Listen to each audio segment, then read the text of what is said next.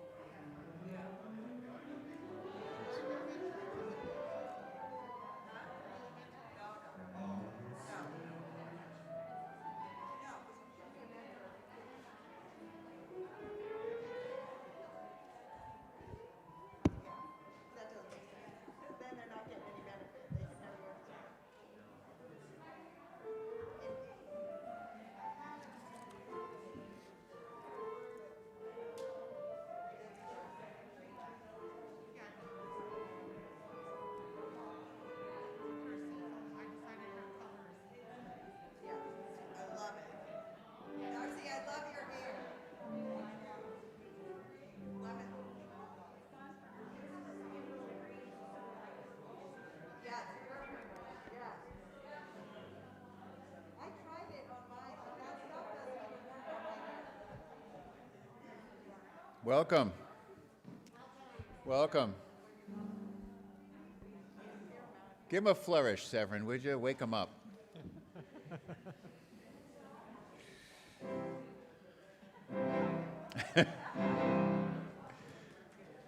We're off to our normally Vatican-like start, as I say. So thanks for coming to Pacific Unitarian Universalist Church.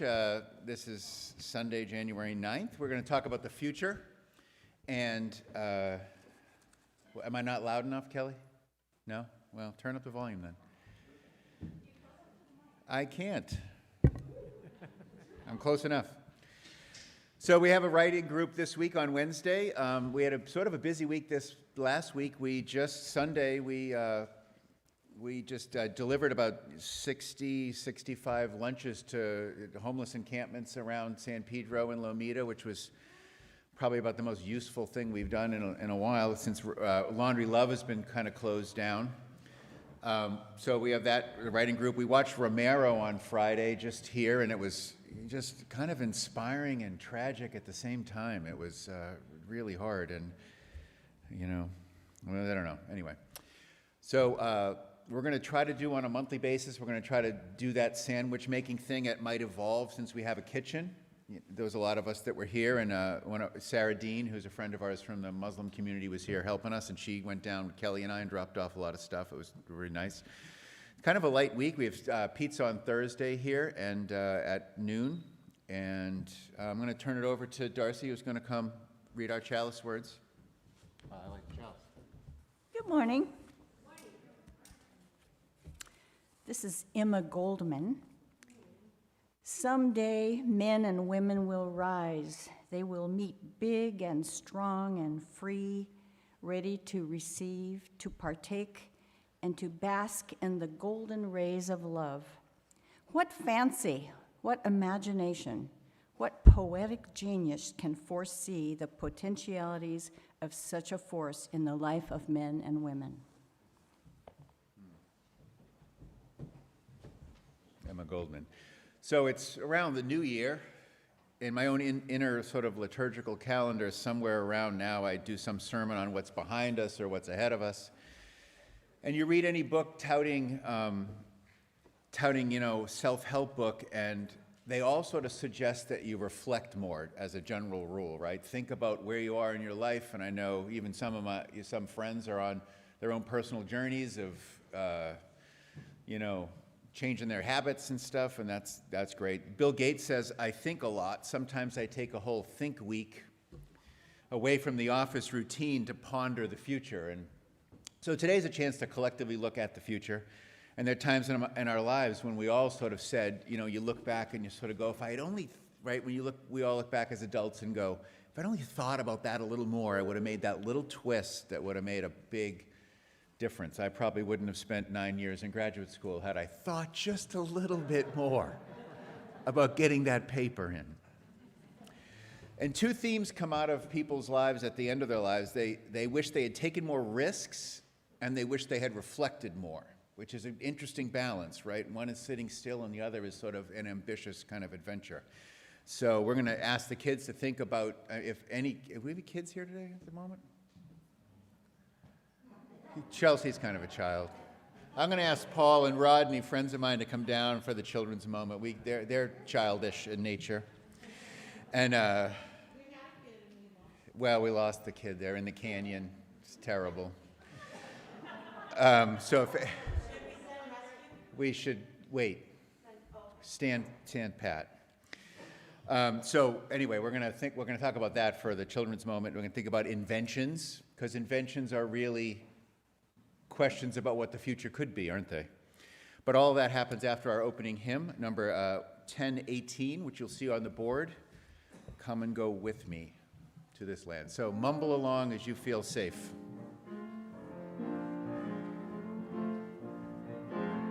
Come and go with me to that land. Come and go with me to that land.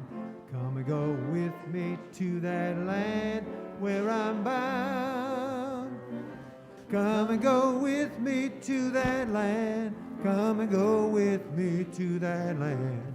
Come and go with me to that land where I'm bound. There'll be freedom in that land. There'll be freedom in that land. There'll be freedom in that land where I'm bound. There'll be freedom in that land. There'll be freedom in that land. There'll be freedom in that land where I'm bound. There'll be justice in that land. There'll be justice in that land. There'll be justice in that land where I'm bound. There'll be justice in that land. There'll be justice in that land.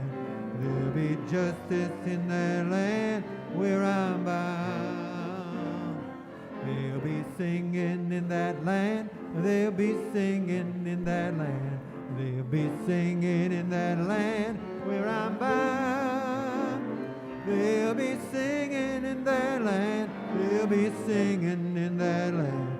They'll be singing in that land where I'm bound.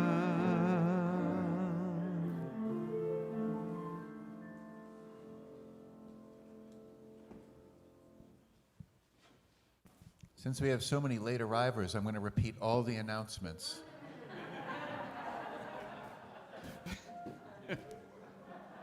I invite any children who or identify themselves as young to come on down. Well, you can sit right there. You guys, come on down, you guys. Come sit on the ground. We need your help. These are from my friends Paul and Rodney from Hermosa. Yeah. All right, there we go. Perfect. Yeah. Thanks, Chelsea. So we think about inventions, that's what the future is, sort of adapted largely by inventions. So that's kind of cool. So we asked, what inventions do you, either you thought like, damn, I had that in my head, and or I could have, or what do you think needs to be invented? Yeah. When I was like 17 and looking at colleges, I went to visit my cousin in Boston actually, and I saw how, just really hard narrow the roads were, how dangerous was the parking in between and all that, and just he was having trouble like finding a spot or just getting in between. So I said, oh, this camera thing that shoot off the corner of cars would be great to like tell you how the distance. Yeah. Avoid. So like I was like 17, but I thought like, oh geez, you'd have to have the right connections, otherwise Ford would be like, oh yeah, whatever kid, that's a stupid Right, idea, yeah. and then maybe take it or something. But I probably didn't even think about that part. Yeah. But yeah, you think like the white marker. When I was a kid, I was thinking, there's no white markers. Just little stupid things over the years. Yeah. Like that, where you're like, that's probably not gonna be a big deal. Go for a white. Paul could have been a billionaire. All right, patent pending, everyone. All right. Uber drone. A big drone comes, you sit like a ski lift, and it takes you wherever you want to go, baby.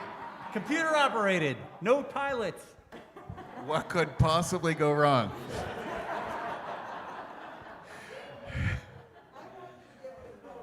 Well, why don't you wait till you have a microphone? I want to be able to grow a limb if something happens to like your arm, broken arm, just to heal itself. We thought there was chaos with Kim having 2 arms. We're going to watch a little TikTok video here of some kids who've invented dances. I've always wanted to invent a dance. And then these dances go viral. I thought the kids would appreciate that, but there's only Naomi here. There we go. So, one of the things that would be great to invent is something that sucks up the carbon in the air. That wasn't itself its own energy-producing problem. That would be a great invention. And Jewel is going to tell us about 3M and a number of other things. Yeah. Take it away, Jewel. Okay, so the Greek philosopher Plato said our need will be the real creator. Pull your mask. So some of the best inventions in history are because somebody had a need, and that's. I'll hold the mic for you. Oh, thank you. Yeah. Okay. And most of the inventions through trial and error ended up becoming happy little accidents. For instance, Dr. Spencer Silver was a scientist who created glue, and his assignment was to make strong adhesives. And he actually made a mistake, and he created a weak glue. And he gave a seminar on his weak glue titled Microsphere's Low Peel Adhesion, because that's a good time. And Yeah. you would think that nobody wanted to go to that seminar, but Arthur Fry actually did. So scientist Arthur Fry went to learn about these microspheres, and after the seminar, he was sitting in church, and he was looking at his hymnal, and everybody started singing, and he was flipping through, and he thought, I wish I had a sticky paper that I could peel off like a bookmarker to hold the page.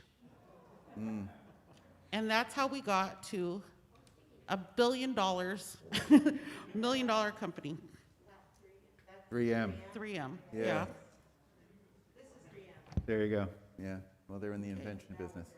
So later in our classroom, we're going to explore theories, the difference between theories, facts, and beliefs. Sounds good. Yeah. Let's sing out our kids, and with our Singing Out Our Kids song. Go with wisdom, go with wonder, go to meet a brand new day. Learn to see the light within you as we send you on your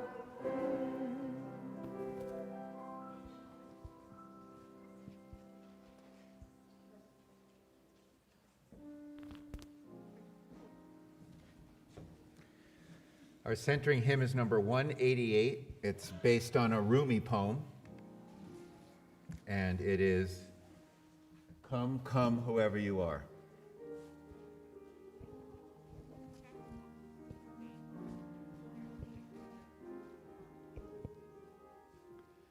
Come, come, whoever you are, wanderer, worshiper, lover of leaving. Ours is no caravan of despair. Come, yet again come. Come, come, whoever you are, wanderer, worshiper, lover of the evening. Ours is no caravan of despair. Come, yet again come. One more time. Come, come, whoever you are, wanderer, worshiper, lover of the evening. Ours is no caravan of despair. Come, yet again come.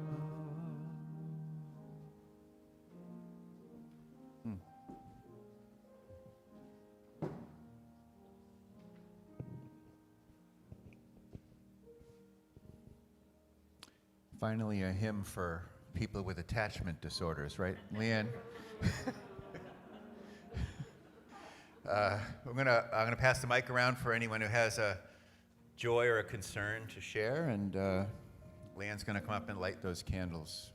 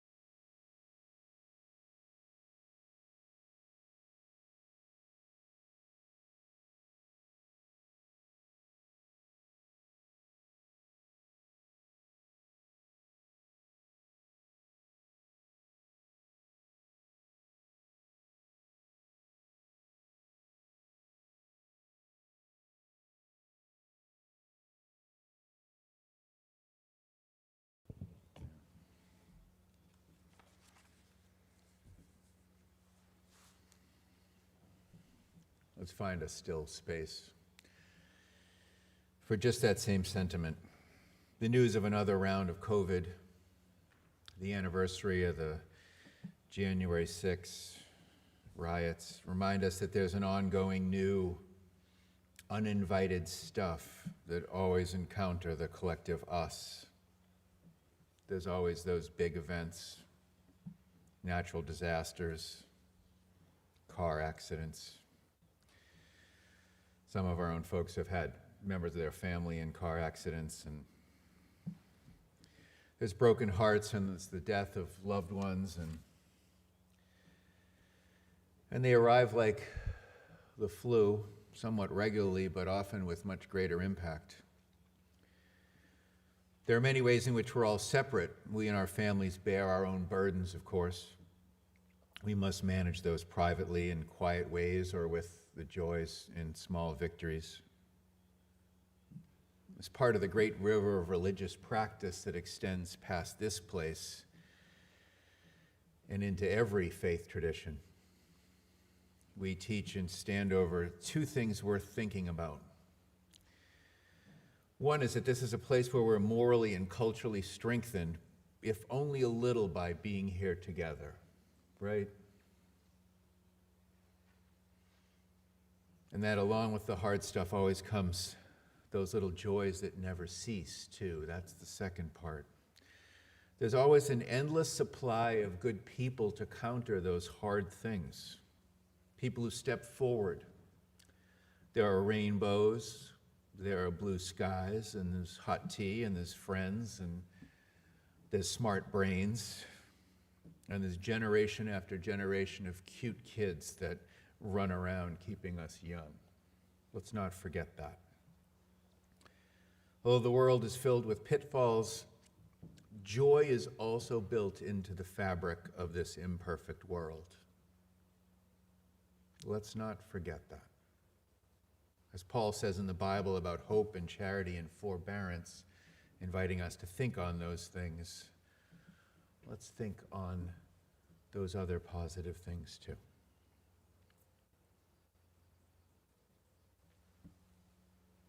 And we take that to a minute of silence. breathe in this beautiful light that shines in through your eyelids and the peace offered in this moment.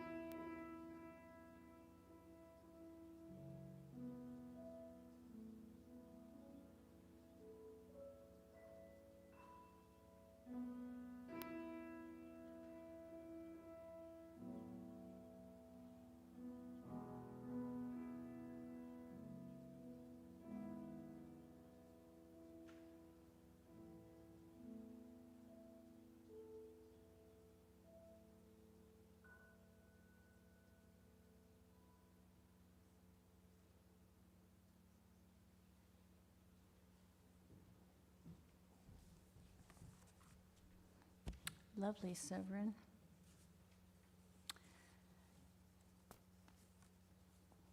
Chicago World's Fair. Get the microphone down.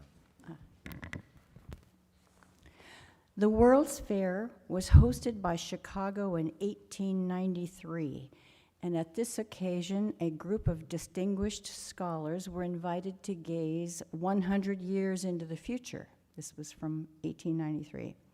Here is the record of what they thought would be now 28 years in the past from now. Quote, prisons and poorhouses will almost disappear, and so will divorce. Right? Taxation will be reduced to a minimum. Ha. The entire world will be open to free trade, and there will be no need for a standing army. Oh, yeah. They go on. The government will have grown simpler and smaller because true greatness always tends towards simplicity. Ha. No record is preserved of what they were smoking.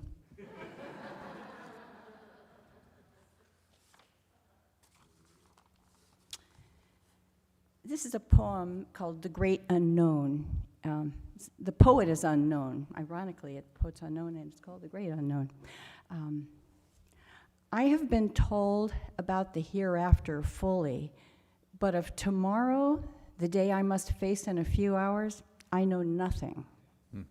Tomorrow, it may unfold some new creation that will be of untold benefit to mankind, a great medical discovery, a new scientific fact, a revelation of the nature of the universe. Who knows? Tomorrow, it may bring a renewed attempt to solve old problems or a new opportunity to help my fellows. It may give me a fresh grip on my passions or reveal another step toward a more perfect race of men. Tomorrow, it may bring again the touch of my sweetheart's hand or only the echo of my footfall here on the earth. Tomorrow, it may bring destruction, or it may bring peace and the beginning of human brotherhood to a troubled world. Thank you, Darcy. When you read through what futurists seem to predict, you realize that forecasting the future is is in a way not that difficult. Without a crystal ball, I found those who read the modern tea leaves to seem to predict that natural disasters will mix in with miraculous technological advances, right? We kind of know that, right? They'll be bad and good. They know that booming population growth will be metered by plague and war and other unforeseen catastrophes. Predicting the future is not really that hard. They speak convincingly of our increasing understanding of space, which is true, and will lead to a greater relationship with our home planet, interestingly enough, right? As we go out, we realize how much we're here and of here. We're earthlings. It takes going away to see that. Futurists say that our awareness that we're of this earth will grow in proportion to how nasty the experience of environmental change is, which makes sense and is sort of ironic in its own way. People who define themselves as futurists, there was this sort of Google search I did in preparing for this, in general prognosticate the cures for perpetual health haunts like cancer will lead to longer lifespans, particularly in developed nations, and simultaneously that curable diseases will continue to kill millions in developing ones. There's a twisted yin and yang to like what the modern host of Nostradamus folks sort of say. You read around the stuff and it's kind of like a Christmas list. There's a sort of, hey, wow, cool, look at this, can't wait for that to happen, followed by a wait till your father comes home, this is gonna hurt kind of quality. Overall, the people that I read sort of could see confidently that economic inequality and regional conflict and differences will share the news with great new products, right? I think that's very predictable that those things will happen together. What they really fail at is the extremely important details of how and when and to whom those changes will come. Here's sort of what I randomly found I thought both smart and believable. There'll be more of us and fewer other species. Kind of sad, but true. There'll be fewer languages spoken, with English spoken more in more countries. And one crystal ball statistician said that concisely by about 2100, we can expect higher temperatures, more city dwellers, more computers, and more alternative energy sources. That seemed believable, even inevitable. Interesting was the fact that few could be confident. Some said that there would be more countries. I don't know that I agree with that. There was a couple folks who I read who said that. And I guess, some of them wrote this sort of following the Soviet Union breakup, so there was a little bit of lag time there. In my informal survey of these prognosticators, most felt that there would be a nuclear exchange or meltdown or 3, and a plague or 2 or 4. And for the first time in human history, that plague would kill billions. So far, we haven't hit that yet, thankfully. The futurists was from a pre-COVID time, and we all have sort of COVID on the brain, so that kind of makes sense in a way it didn't 3 or 4 years ago, although that was always looming. One futurist summarized the view of the future with intense transformations of all kinds, political, social, economic, and more, will rumble through the next century as it did the last one. Think about how the world has changed since the start of 1900. I think about my great-grandfather and just how much they saw. Those changes are driven, as it says, by 2 primary forces.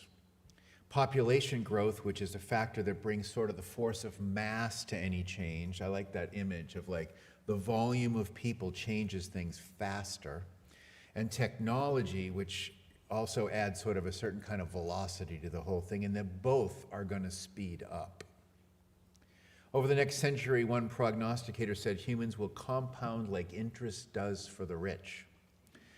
And it's predicted by many that that predictable rate will grow minus the impact of plagues and natural disasters have. And there's a thought that in about 2 generations, the kind of population growth will sort of level out and maybe even drop. The speculation about socio-political issues is imperfect. It seems that speculation about technological change is even harder than that. There have been popular efforts to quantify future change, but they always say that like the future of biotechnology, nanotechnology, and explorations into artificial life will bring change that are just too many steps out to predict accurately. I think there's like appropriate humility there. And one of the cautious speculators said that anyone who does not believe technology moves fast should know that the very first documented appearance of the word internet was published in 1982, not that long ago. The best of them admit how hard the work is of predicting the future. One humbly said, "Show me the person who 20 years ago predicted that Google and Twitter would be everyday words and not the babbling of an infant, and I will show you a liar." Futurists, to the degree that they're more honest than they are taken with themselves, know that making such claims is just a hard game to play. And the idea that phrase, when I saw it, made me think about a game image. And remember Chutes and Ladders? Anybody play those? Board games often have a forward-backward quality to them. You can slide back and get stuck in jail and that kind of thing. And if Forecasting the Future was a game, I sort of kind of ran with that image. I think one corner of the board being decorated with images that conjure up a hot, crowded, and polluted world that we all sort of fear is out there. That section of the board would be a board where dictators reign. There'll be a neglect of the ecology. In my imagination, you might call it the everything goes wrong sort of section of a board game. And if you imagine the sort of like trouble on some of these, the images of a board game have trouble on them, it would be sort of the worst possible world that would come. The nukes fly, the crops fail, the robots go berserk, and not the meek, but the cockroaches inherit the earth. Yuck. However, the other side of the board has this everything goes right side to it. Here, pretty blue carbon-free skies, blanket humans who collectively have come to see their essential unity and cherish their role as earthlings. On this, despite the Martian hair. On this side of the board, lying face down, are those cards playing world leaders sit down, wisdom prevails. In that section, family planning becomes universal. Technology improves and is directed proactively at the most important questions, not the ones driven by money. Out of the positive pile, you or your people might draw a card that says you have access to clothes that interface digitally and immediately with the environment, with your vital signs as well. That's possible.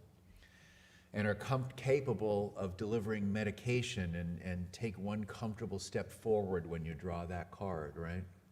The other cards in the pile might access better control to diseases, customized drugs, gene therapy, more easily cures for cancer, age mitigation, reversal, memory-aiding drugs, prosthetics, bionic implants, and we see the start of that. I mean, you know, from the invention of penicillin on, things are getting better on that front.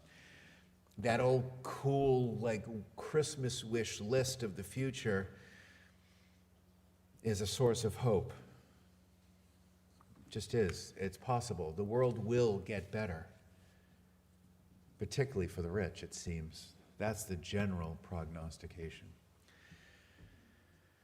Curious minds predict cancer will be essentially cured in our lifetimes, and as we know, we've made great progress on that. We have a couple examples in this room, myself included. The positive future options headed our way is a future worth imagining and more worth creating and more importantly, selfishly worth fighting for. Hopeful.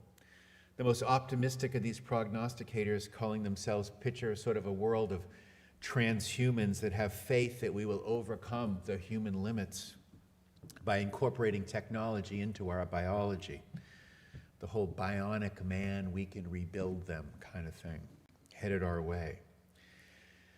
However, before we get too misty-eyed, and I know you're waiting for this, a few utopian novels have been written in the last generation or so, a couple generations back, And that's because, as one author phrased it, the writers don't believe in them and neither do the readers. For those who've seen Mad Max, Idiocracy, or the more recent Don't Look Up, there's just as likely a future of increasing drug addiction, illiteracy, prisons, fuel shortages. Everybody worth listening to is concerned about the weather. When the author of the morose novels, the parable of the sower or the parable of the talents, was asked by a reader how such a forecast were made, her sort of dire images, her response was simple. I didn't make up the problems. All I did was look around at the problems we're neglecting now and gave them 50 years to grow into full-fledged disasters. See, for the negative pile of cards, you might, as a citizen of Earth, draw a card that reads, your nation will experience increasing civil conflict that never fully blossoms but holds back foreign investment. Take 2 steps back. Or worse, a sequence of cards that you have to pick up that reads, global warming has caused your village to flood and you have no insurance. Go back 6 steps.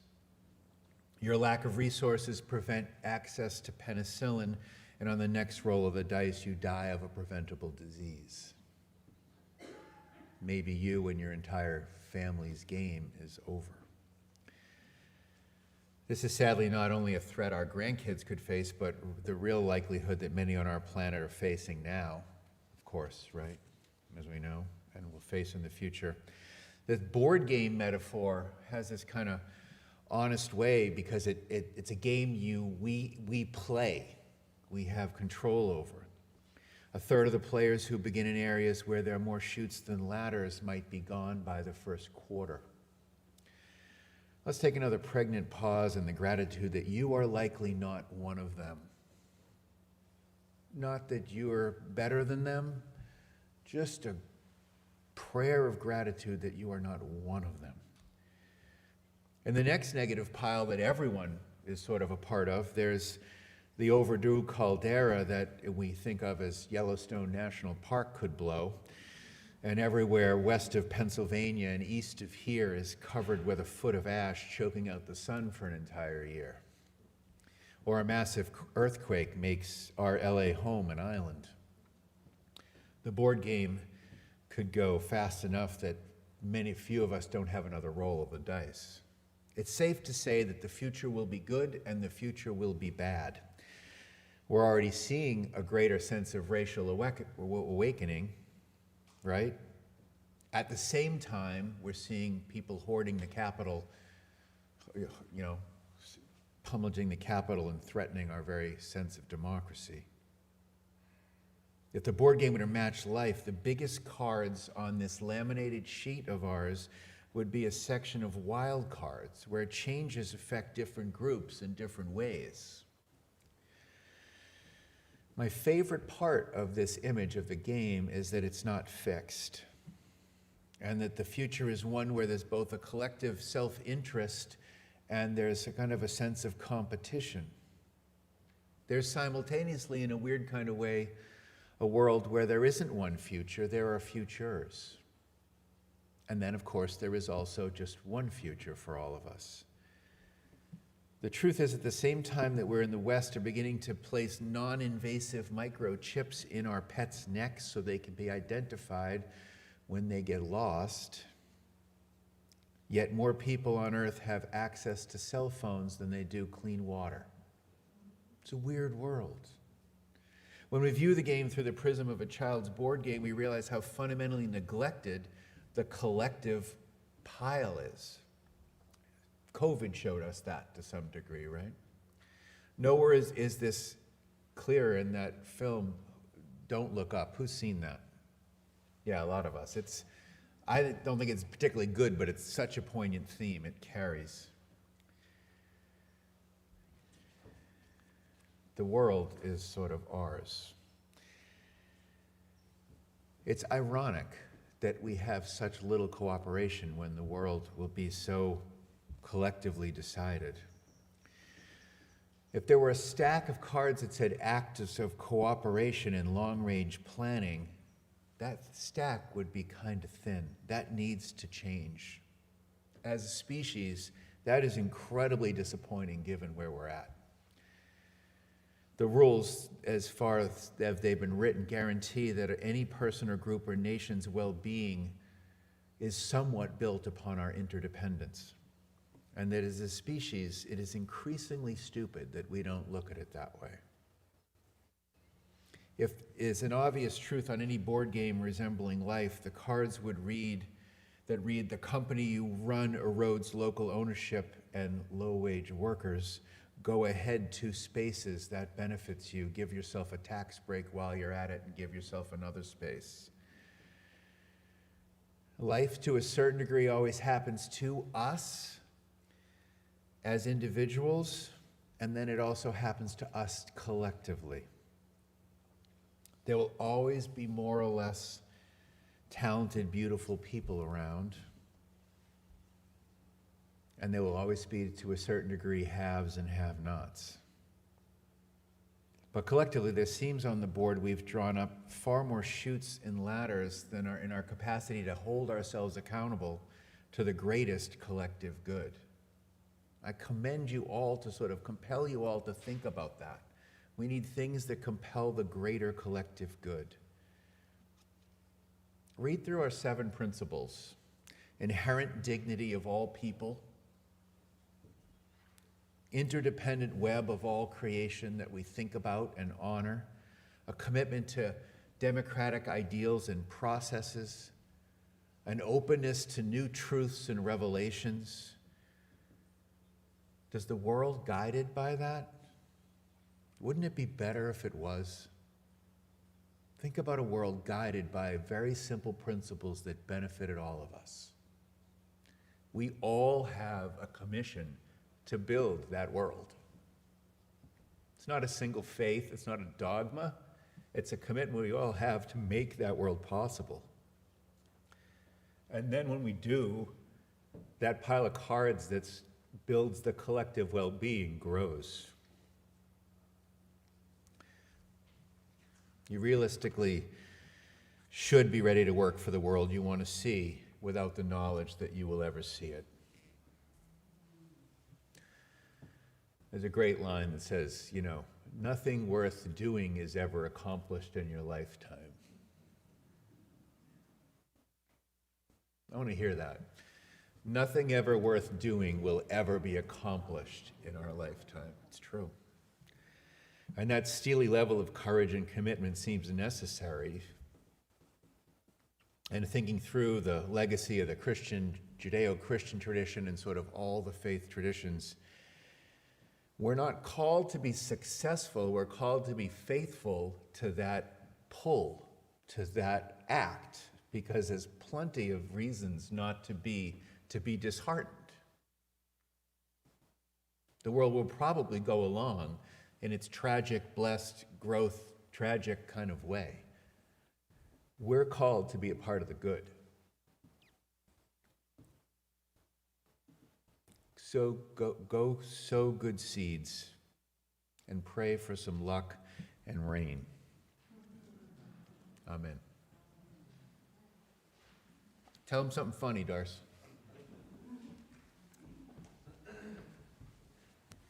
Oh, the pressure's on. A man and his young son went to church, and when they came out, the father was complaining that the service was too long, the preacher was no good, and the singing was off key. Finally, the little boy looked up and said, "Gee, Daddy, I thought it was pretty good for the quarter you paid for it." Give generously. Here's some of that off-key singing.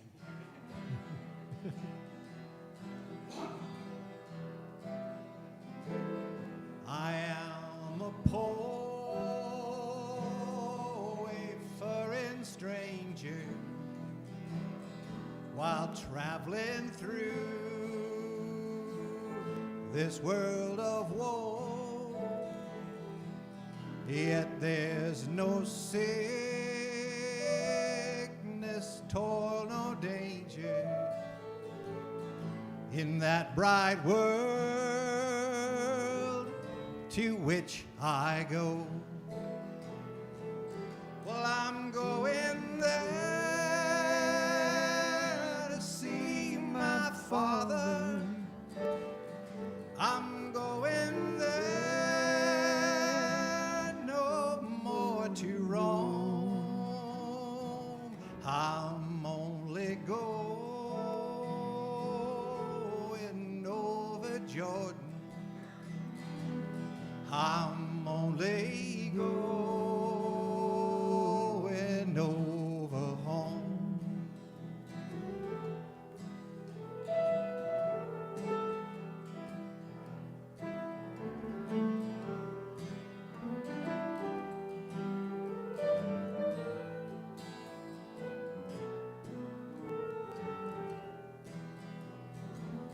I know dark clouds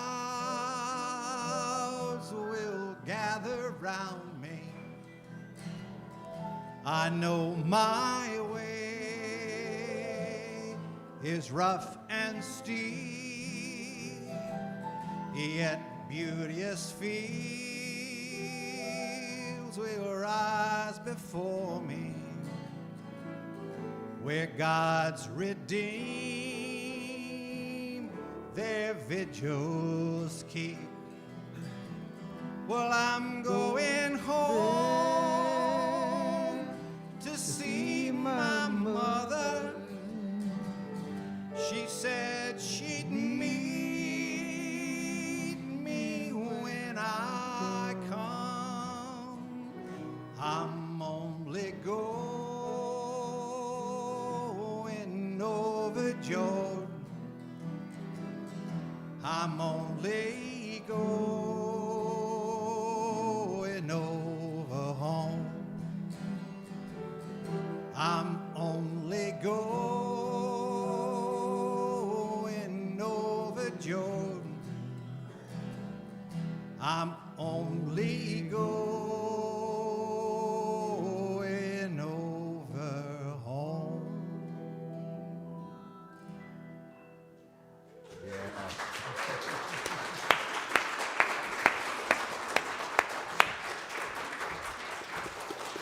Not yet.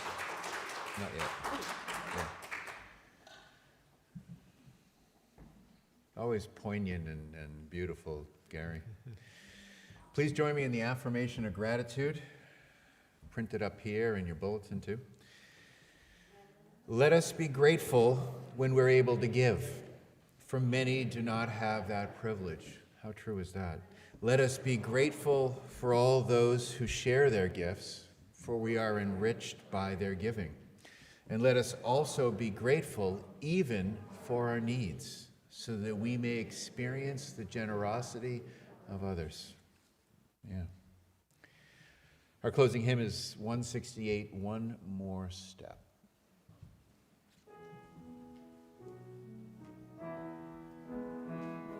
One more step, we will take one more step, till there is peace for us. Everyone will take one more step,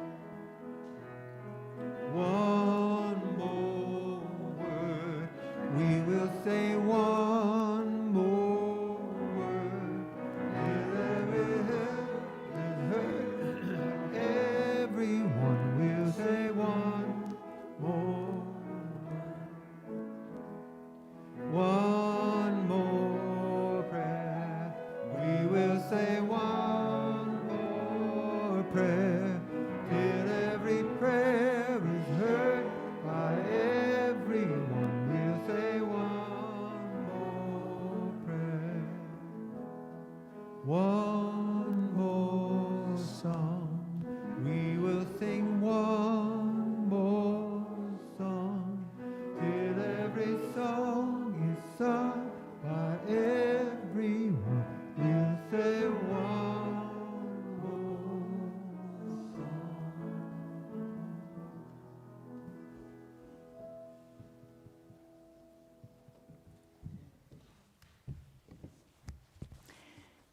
This church is dedicated to the proposition that behind all our differences, beneath all our diversity, there is a unity that makes us one and binds us forever together, in spite of time and death and the space between the stars.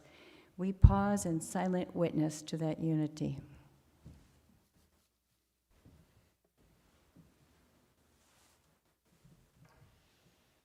We are really just one.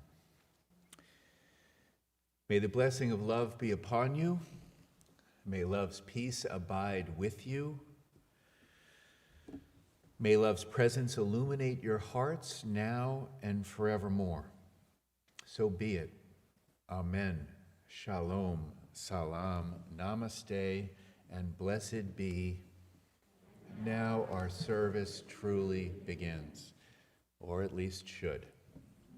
There we go. Well, I know I'm getting old because I mentioned this song by John Prine to 4 or 5 people today, and they all said, "Who is John Prine?"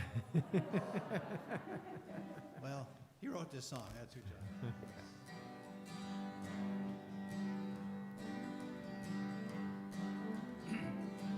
All the snow is turned to water. Christmas days have come and gone. Broken toys and faded colors are all that's left to linger on. I hate graveyards and old pawn shops, 'cause they always bring me tears. I can't forgive the way they robbed me of my childhood souvenirs. Memories, they can't be bought. They can't be won at carnivals for free. Well, it took me years to get those souvenirs, and I don't know how they slipped away from me. Broken hearts and dirty windows make life difficult to see. And that's why last night and this morning they always look the same to me. I hate reading old love letters, 'cause they always bring me tears. I can't forget the way they robbed me of my childhood souvenirs. Memories that can't be bought, they can't be won at carnivals for free. Well, it took me years to get those souvenirs, and I don't know how they slipped away from me.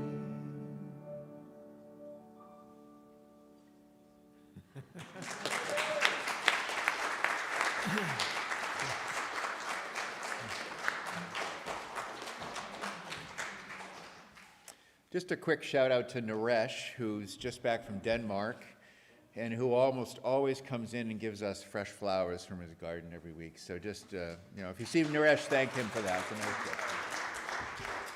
And thanks for being here. It's great.